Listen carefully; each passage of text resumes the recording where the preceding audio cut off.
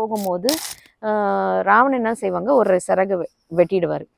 அப்போ என்ன ஆகும், அவங்க விழுந்துடுறாரு கீழே. ஆனால் கண்டினியூஸாக ஃபாலோ பண்ணிகிட்டே போகும். அப்போ சீத்தம்மா சொல்கிறாங்க, எங்கள் கணவர் வர வரைக்கும், ராமர் வர வரைக்கும் உயிரை கொஞ்சம் பிடிச்சிட்டு வந்தோடனே தகவலை தெரிவிச்சிற வரைக்கும், அப்புறம் அவர் உனக்கு வந்து இது கொடுப்பார், உயிர் காப்பாற்றுவார், அது வரைக்கும் கொஞ்சம் பிடிச்சிட்டுருன்னு அந்த மாதிரி ரிக்வெஸ்ட் பண்ணிட்டு போவாங்க. ஸோ அந்த இடத்துல வந்து விழுந்ததுனால, அது வந்து பெங்களூர், நம்ம பெங்களூர் வழியாகவும் போகலாம், அதாவது கர்நாடகா அண்ட் ஆந்திரா பவுண்ட்ரியில் தான் இருக்குது லேபாக்சி.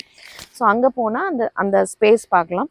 விழுந்தது சீத்தம்மா தன்னோட பாதத்தை அப்படி பதிச்சு அந்த பாறையிலேருந்து ஊற்று வர மாதிரி பண்ணியிருப்பாங்க. ஸோ அது தண்ணி குடிச்சிட்டு உயிர் காத்துட்டு இருக்கும். அப்போ ராமர் வருவார், விஷயத்த தகவலை சொல்லிட்டு இறந்தோன்னா உயிர் கொடுக்கறதுக்கு அவர் ரெடியாவார். பட் அவர் சொல்லுவாங்க, இல்லை வேண்டாம், எனக்கு மோட்சம் தான் வேணும், எனக்கு வேண்டாம் அப்படின்பார். ஸோ அவருக்கு ஜடாயுவை கொண்டு வந்து ஈமகாரியம் பண்ணின இது அவரோட அந்த புஷ்கரணி இங்கே எடுத்து இங்கே தான். ஸோ அதனால தான் ஜடாயு சன்னதி இங்கே. இது ஆக்சுவலி என்னென்னா சின்ன காஞ்சிபுரமும் கிடையாது, பெரிய காஞ்சிபுரமும் கிடையாது. காஞ்சிபுரத்துலேருந்து அவுட்டர் ஆல்மோஸ்ட் நம்ம வந்து பைபாஸ், நம்ம ஹைவே காஞ்சிபுரம் பைபாஸில் இருக்கிறோம். இதுக்கப்புறம் நம்ம மற்ற கோவில் 14 கோவிலுமே உள்ளுக்குள்ளேயே தான் இருக்குது. ஸோ இவனை முதல்ல பார்த்துட்டோன்னா நமக்கு வந்து ஸ்கெடியூல் வந்து கரெக்டாக போகும். இங்கே தாயார் என்ன விசேஷம் அப்படின்னா, வறுத்த பயிரை முளைக்க வைத்த தாயார். யூஸ்வலாக பயிர் வறுத்துட்டோன்னா என்ன ஆகும், முளைக்காது.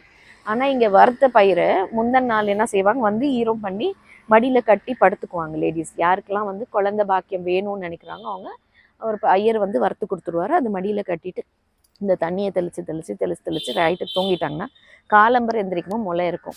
யாருக்கெல்லாம் முளை இருக்குதோ அந்த பயிரில், அவங்களுக்கெல்லாம் கண்டிப்பாக அடுத்த வருஷத்துக்குள்ள குழந்தையோடு இங்கே வந்துட்டு நிற்பாங்க.